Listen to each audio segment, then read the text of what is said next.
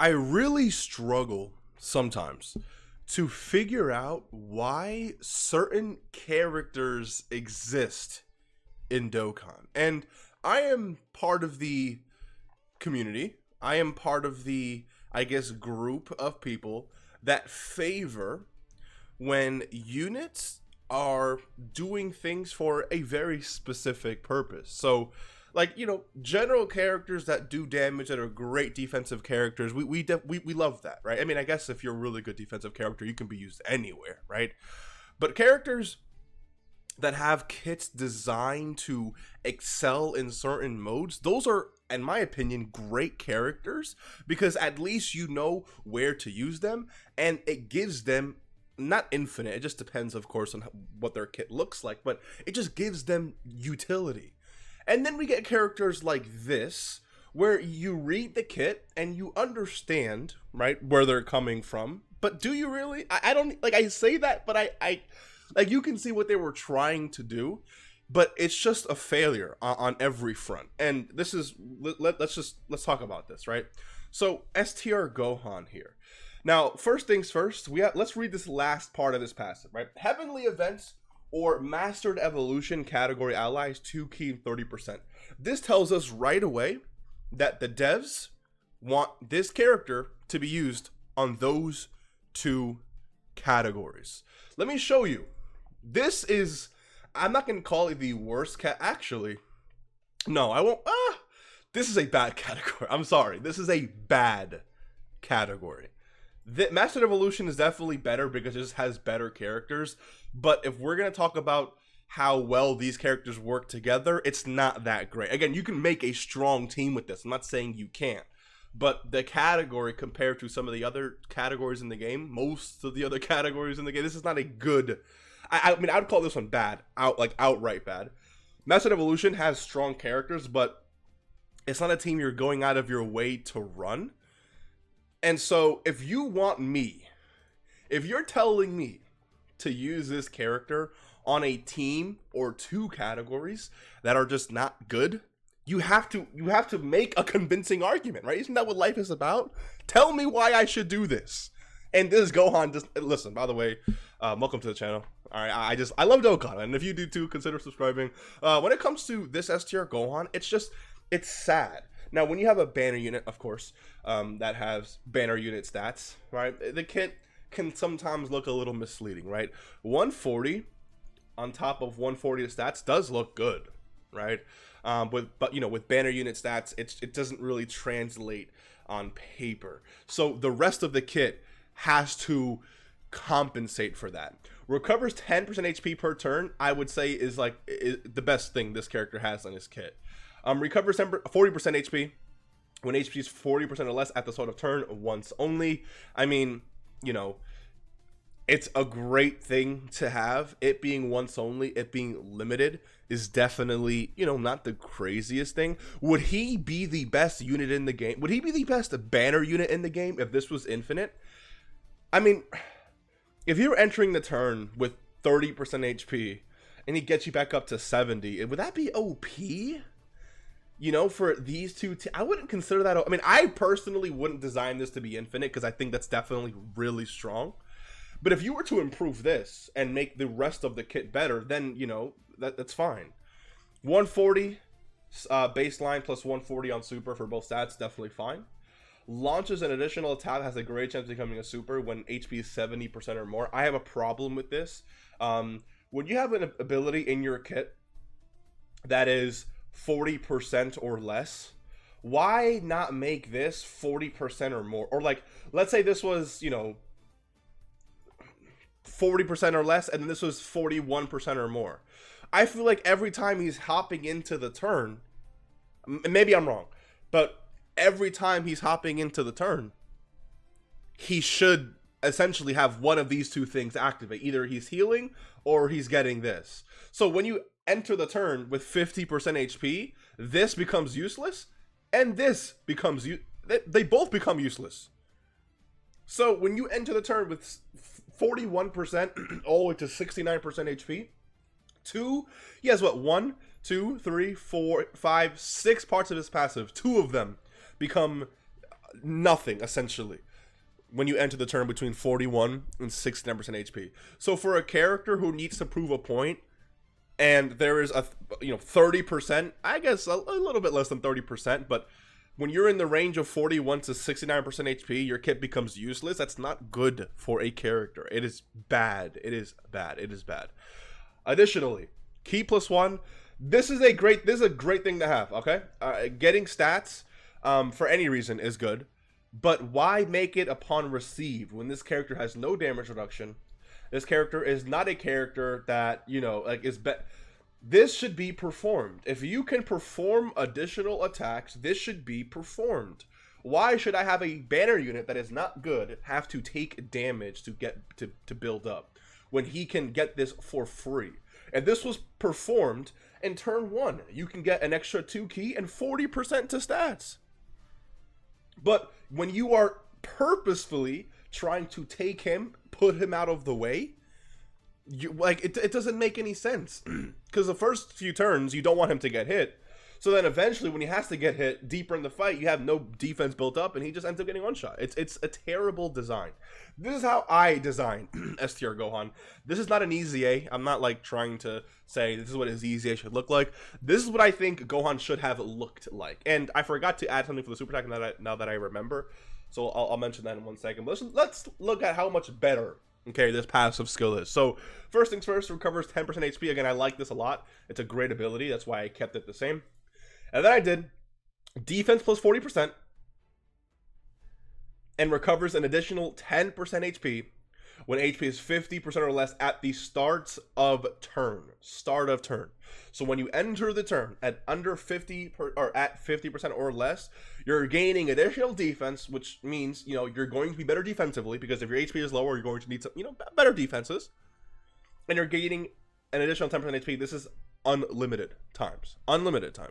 So not only is it just not 40, it's 50% now, but this is a infinite regeneration. So you can enter the turn, and if your team isn't really that great or you have really low HP, you could be healing 20% HP per turn, which in my opinion is a lot better than 10% per turn and then 40% once only. It's better for longer situations.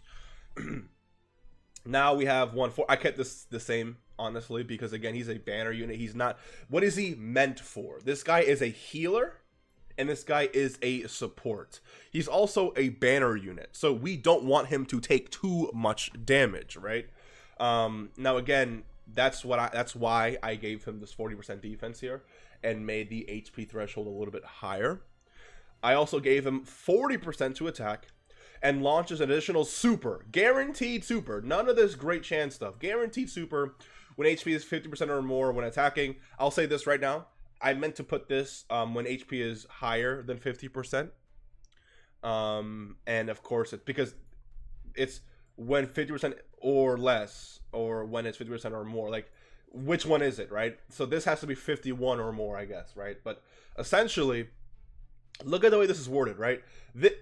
With regular Gohan, this is start of turn, and this is also start of turn. But I didn't word Gohan like that. This right here is start of turn, but this is when attacking. So if you enter the turn with 40% HP, you come in, you heal 20%, now you're above 50%, which means you're not only going to get this, but you can also activate both of these effects. Whereas before it was one or the other or neither.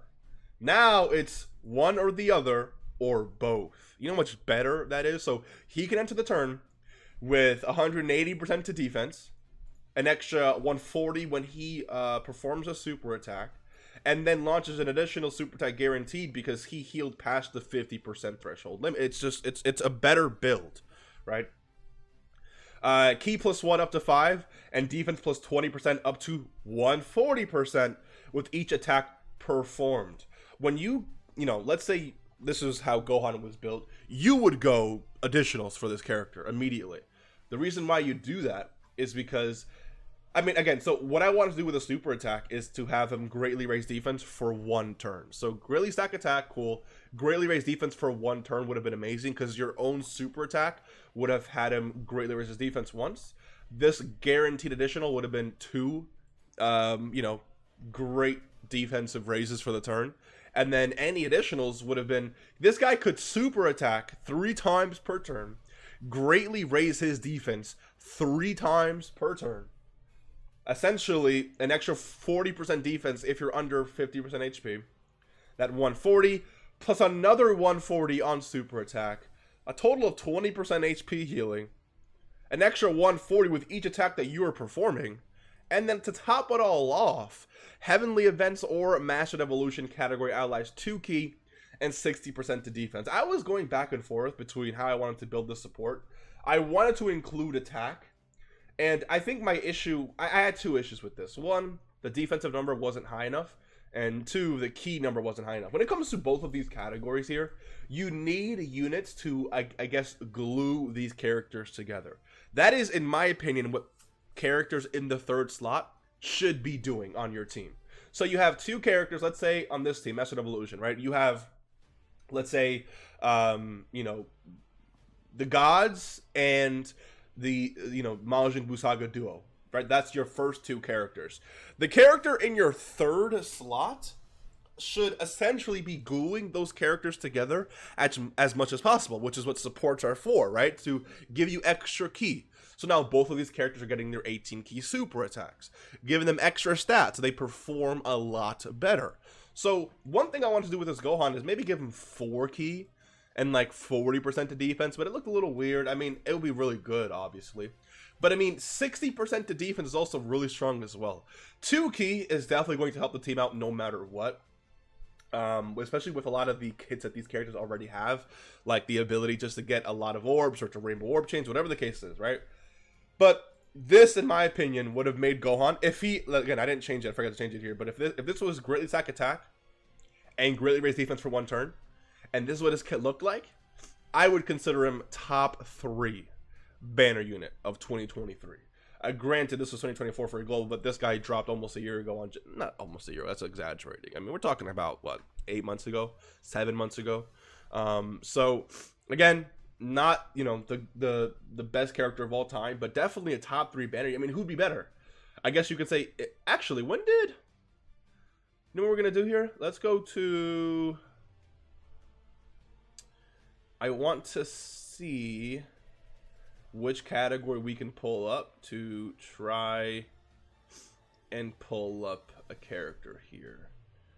Okay, let's pull up Bulma. Let's go to Peppy Gals. Perfect. I want to pull up, okay, here we go. So yeah, you're 2022.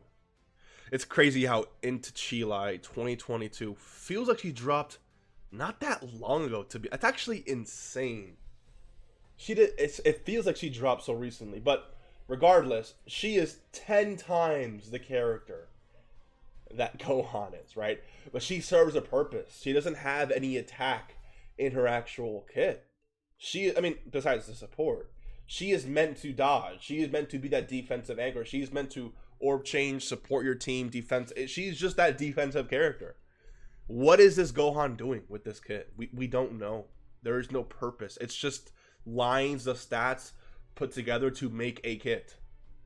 But if it was this, I think, again, this would be not the greatest kit of all time. Because you can honestly slap a 1 in front of this 40 and make him really, really solid. Even then, like with this fully built up 140, with this, honestly, I feel like if you slap 140 here, because he has no guard, right? He has no damage reduction. With him greatly raising defense on super for 1 turn, and with this defensive stat, I feel like you can get away with slapping a 1 in front of here and a 1 in front of here, and he wouldn't make him broke. He'd hit what, like a 4 or 5 mil attack stat? Oh my god, so crazy. Maybe 6 or 7. At that point, 6 or 7 mil attack stat is not really that impressive, but for a banner unit, it is. A banner unit, if he had 140 here, we'd be talking about like fully built up 3 super attacks in. I could definitely see him hitting anywhere between, 4 and 700k defense on any given turn. And that right there is what a banner unit at least should be providing. Not every banner unit needs to do that, but it's good to have the baseline be characters that are good, because this is just why. Let me know what you think. I love talking about talking about Dokkan. So if you want to see me more talk about or ramble about Dokkan, or provide you with updates regarding Dokkan, then you know what you got to do. I'll see you in the next one. Take care and peace.